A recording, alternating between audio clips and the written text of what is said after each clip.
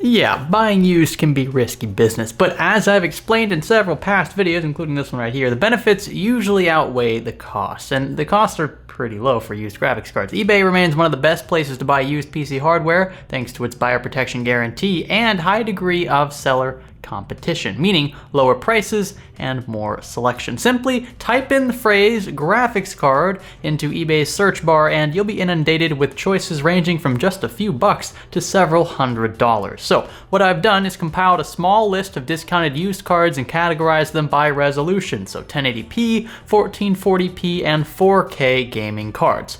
Hold on to your pants.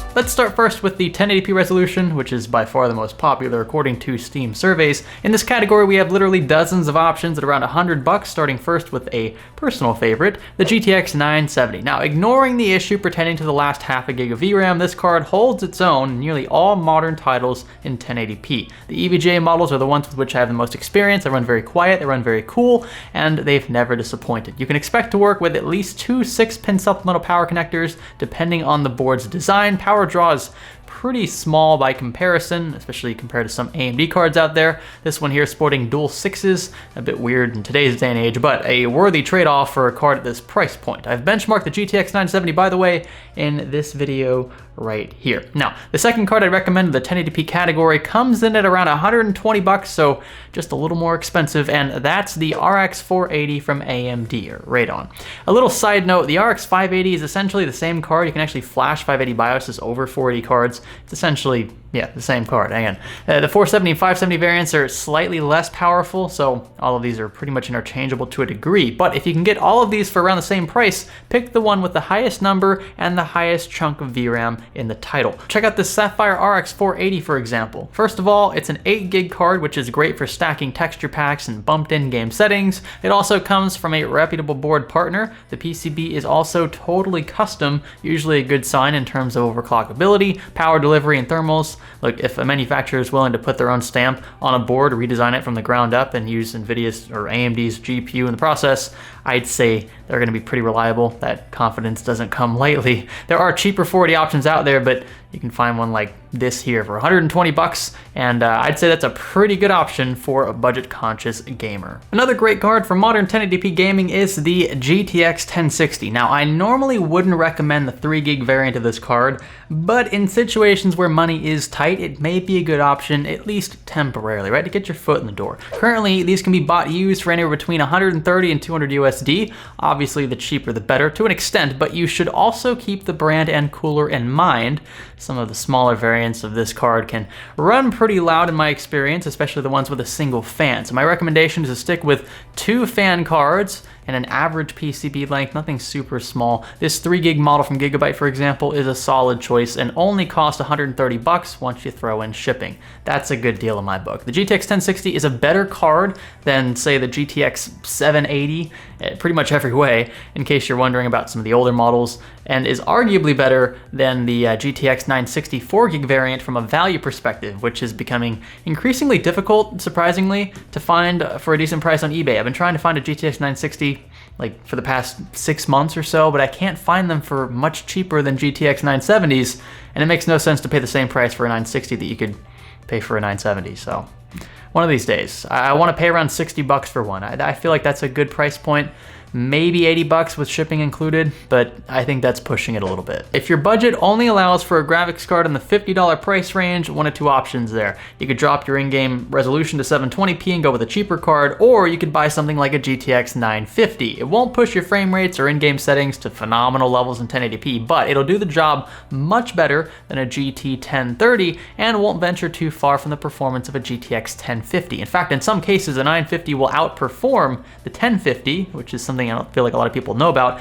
So sticking with Maxwell in this case is the logical choice if you're interested in saving some coin and don't mind the additional power draw. Next up are the 1440p cards, and I'll cut right to the chase here. The ones you'll want to consider are the GTX 1070, 1070 Ti, 1080, Vega 56, and Vega 64. All 5 of these will range in used price from around $200 to 400 USD. GTX 1070s in particular are especially great values right now. They're very efficient, they run very cool. You can get them on eBay for anywhere between $200 and $250. They'll pack a heck of a punch in either 1080p or 1440p as this video shows, and I mean, they're great cards for the money. I think they're just one of some of the best value cards, I would say. The 1070s were already great value cards in the new market, and then considering the fact that you could get these for literally half the price of a new card, I think that they're even better.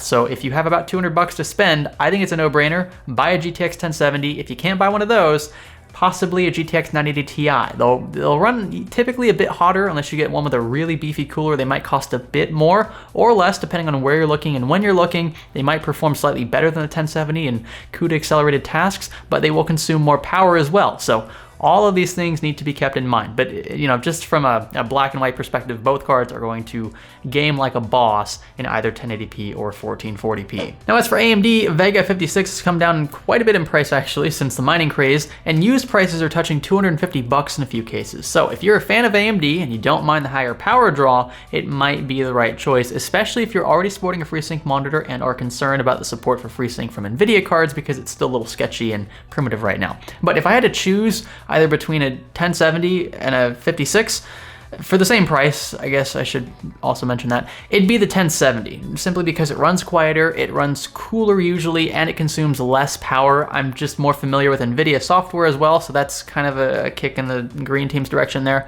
But both cards are going to perform very similarly. In some cases, the 56 will perform slightly better. So it really depends. If I'm using Premiere quite a bit and I want a card that is supported by Adobe Premiere, then I would go with the 1070 because CUDA acceleration does benefit us video content creators.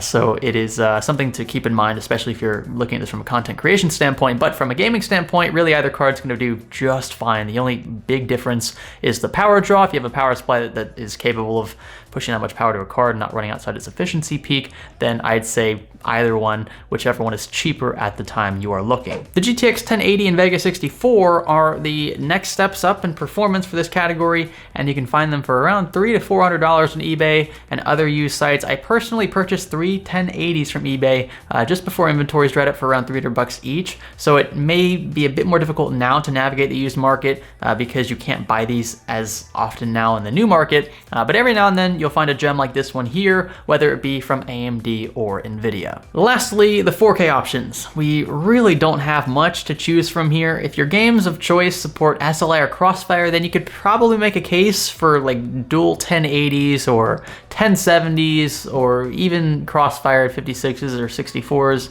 I'm not gonna like that power draw, but it's an option.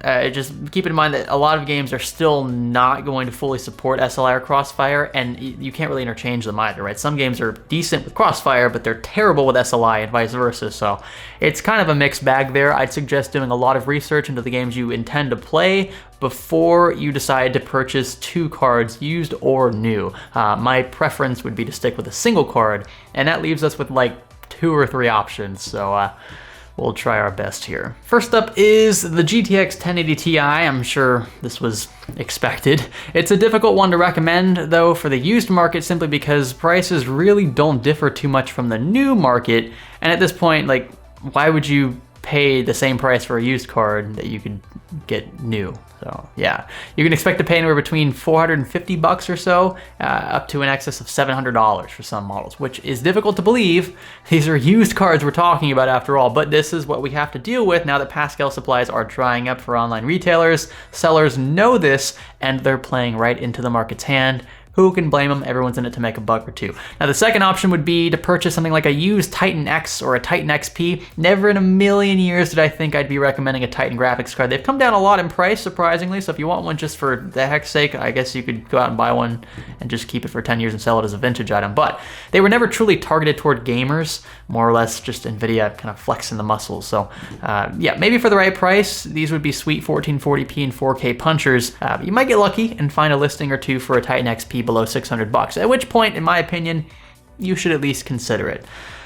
Okay, yeah, it feels super weird talking about and recommending Titan cards. It's just, that's not the nature of this channel. I think we'll stick to the new market for the 4K strategy. Save the 1080 Ti, the only other viable cards that aren't outrageously overpriced at this point are the RTX 2070 and RTX 2080, the latter of which could certainly handle some 4K 60 FPS action, but again, for a hefty price tag. The only downside is, yeah, you'll end up buying into a platform whose drivers aren't fully developed and whose developers haven't fully caught up to the potential demand of RT and Tensor cores packed into these graphics cards. So 4K gamers are and will continue to be in a bit of a bind with respect to both availability and pricing. Long story short, until serious competition from AMD comes to fruition, or until or if Nvidia decides to slash its own prices, which wouldn't make sense unless they were interested in competing with themselves, which they already do, but maybe not from a price perspective, higher end cards will be expensive and thus difficult to obtain. So I hope this video at least opened your eyes to the great deals that can be had, especially on the low end of the spectrum. 1080p capable graphics cards are widely available on sites like eBay,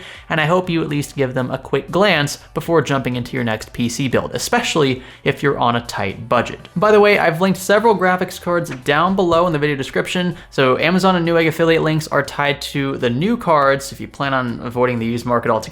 Thanks for watching the video. These are the ones to which I'd give the strongest consideration new. Now, the eBay links are generic search generated links tied to some of the used cards we discussed in this video. They're not super fancy. They're just gonna send you to a search splash page for that particular card so you can kind of hunt for yourself. Have a look and let me know what you think about them in the comments below. If you're currently sporting a 2 or 3 gen old card, I'd especially like to know what your plans are for an upgrade and how much you're looking to spend. Myself or others may be able to point you in the right direction.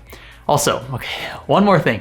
If you think other cards should have been added to this list and they're used cards, feel free to mention and link them down below. It's easy to get like a card that's super cheap from like a best friend, but like we're talking about trends online. Like if you see a certain type of graphics card selling for considerably cheaper than it used to on a site like eBay, link that in the comment section, and I'll try my best to heart as many as I can so they show up higher in the comment section of this page. I appreciate you guys watching. Give this video a thumbs up if you thought it was cool, dislike if the complete opposite feeling, or if you hate everything about life, click that red subscribe button if you haven't already, and I'll catch you in the next video. This is Science Studio. Thanks for chatting with us.